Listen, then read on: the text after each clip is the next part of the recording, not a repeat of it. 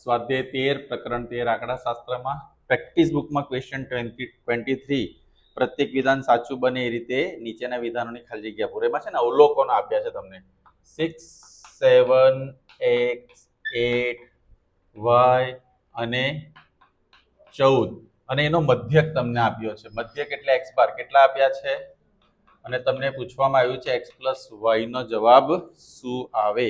હવે બધાનું ધ્યાન અહીંયા. હવે તમને ખબર છે મધ્યક એટલે x બાર, એનું સૂત્ર આપણને સિગ્મા xi અપોન n અથવા sigma xi upon sigma fi. ચાલો x બાર ની કિંમત તમારી પાસે છે કેટલી છે?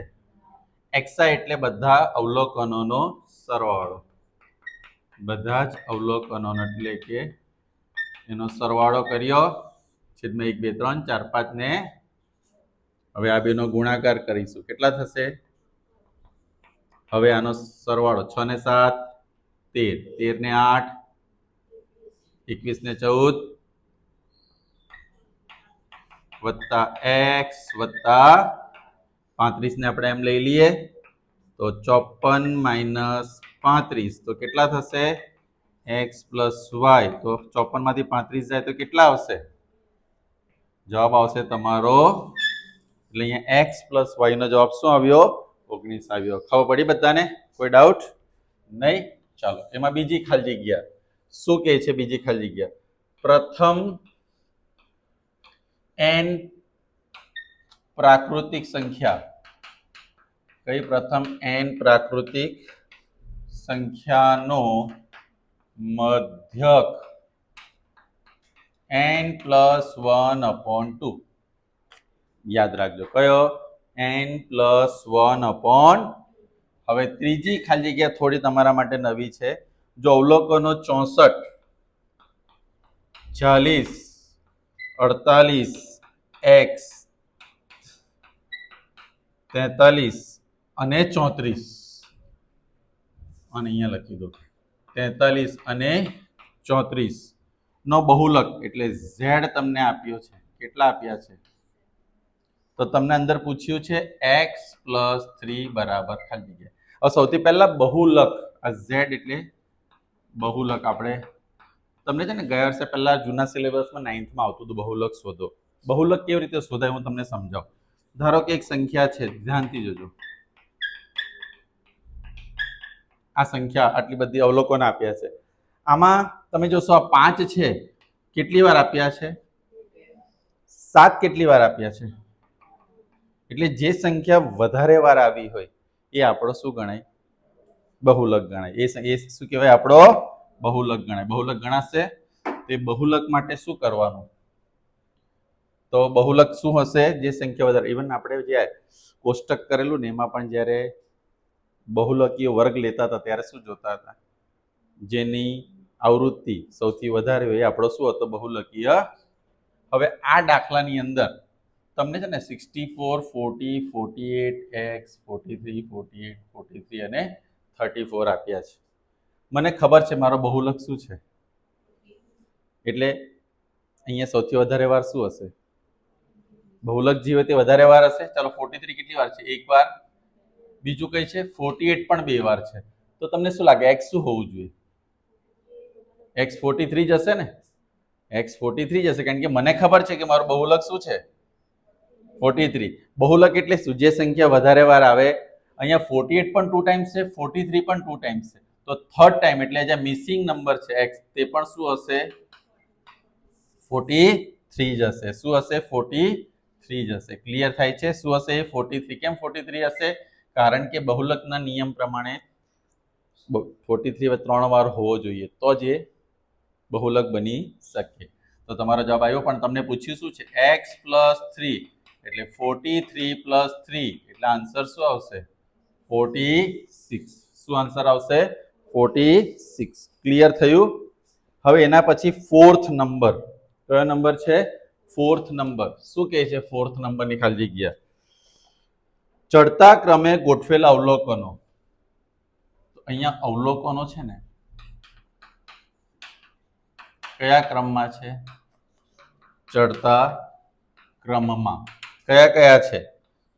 24 25 26 x પ્લસ 2 x પ્લસ 3 30 31 ને 30 અને એનો મધ્યસ્થ m તમને આપ્યું છે 27.5.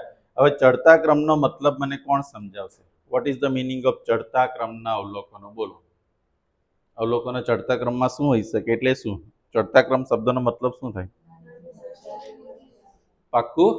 નાનલેથી કેવી સંખ્યા? એનો મતલબ 24 કરતા આ મોટા છે, આ મોટા છે, તો 26 કરતા શું હશે? આના કરતા આ શું હશે? મોટા. આના કરતા આ મોટા, આના કરતા આ મોટા, આના કરતા આ મોટા. એટલે આ બે જવાબ તમને એટલું ખબર હશે, 26 કરતા મોટા હશે અને 30 કરતા કેવા હશે. એટલે આપણને આઈડિયા કે મારો જવાબ શું. હવે મધ્યસ્થની અંદર શું જોવાનું? મધ્યસ્થની અંદર n 1 2 3 4 5 6 7 અને જે છે યુગ્મ, એને બીજી રીતે કહીએ તો બેકી સંખ્યા. અયુગ્મ એટલે એકી. જ્યારે n યુગ્મ આવે ત્યારે મધ્યસ્થ શોધવાનું સૂત્ર કંઈક આ પ્રમાણે છે. n/2 મો પ્રાપ્તાંક પ્લસ n/2 પ્લસ 1 મો પ્રાપ્તાંક અને છેદમાં આ સૂત્ર ક્યારે વાપરવાનું? n શું હોય? બેકી સંખ્યા હોય. તો તમને એમ થાય સર એકી સંખ્યા હોય ત્યારનું સૂત્ર n+1/2 મો પ્રાપ્તાંક. કયું? n+, જો અહીંયા n/2 + 1 છે, અહીંયા n+1 ના છેદમાં. હવે મધ્યસ્થની કિંમત પણ આપણને ખબર છે, કેટલી છે? 27 ના છેદમાં n/2 8 ના છેદમાં 2 મો પ્રાપ્તાંક. ચલો હવે અહીંયા 8 ના છેદમાં 2 વત્તા 1 મો, નીચે કેટલા? 27.5. 8મો પ્રાપ્તાંક એટલે અહીંયા ચોથું, બરાબર, પ્લસ અહીંયા 5મું. કેમ? 8 એટલે 8/2, 8/2 એટલે 4 વત્તા 1 5. ચાલો, કયો પ્રાપ્તાંક? ચોથું પ્રાપ્તાંક. અને હવે 27.5 ગુણ્યા 2 કરશો તો કેટલા થશે? 55. ગુણાકાર તો આવડે ને બધાને? શું કરવાનું? 27.5 ગુણ્યા 2 કરવાનો ને 1 પોઈન્ટ પાછળથી કાપી લેવાનો, રાઈટ? જેને નથી ખબર 2 × 5 = 10, 2 × 7 = 14, 15, 2 × 4 1 પોઈન્ટ કાપવાનો એટલે જવાબ શું વધ્યો? ચોથો પ્રાપ્તાંક તમારો કયો છે? x+2. પાંચમો પ્રાપ્તાંક કયો છે? 55. x + x એટલે 2 + 3 એટલે કેટલા થશે? 5. આમાંથી માઇનસ કરો. 55 - 5 કેટલા થશે? 2x, right? -5. તો 2x = શું આવશે? 50. x = 50/2 means x = 20. એટલે તમને જુઓ આ 25 + 2 શું થશે? 25 + 3 શું થશે? એટલે આપણો ચડતો ક્રમ જે છે એ પણ મેનેજ થઈ ગયો અને આપણો જવાબ સાચો છે એવું આપણે માની શકીએ છીએ. પાક્કું? નેક્સ્ટ ક્વેશ્ચન શું કહે છે? ચાલો, નેક્સ્ટ ક્વેશ્ચન પાંચમો છે. પાંચમો આપણે આના પછી કરાવીએ. હું 6th ક્વેશ્ચન થોડો માહિતી આપી દઉં છું. 30 અને 40 ની મધ્ય કિંમત. કઈ કિંમત? મધ્ય કિંમત એટલે કેવી રીતે? મધ્ય કિંમત શોધવી હોય તમારે તો શું કરવાનું? 30 + 40/2 એટલે કેટલા આવશે? મધ્ય કિંમતમાં આ બેનો સરવાળો ભાગ્યા શું કરીશું? 2 કરીશું, રાઈટ? હવે 7th ક્વેશ્ચન માટે આપણી પાસે જગ્યા થોડી ઓછી છે એટલે આટલું આપણે કમ્પ્લીટ કરીએ.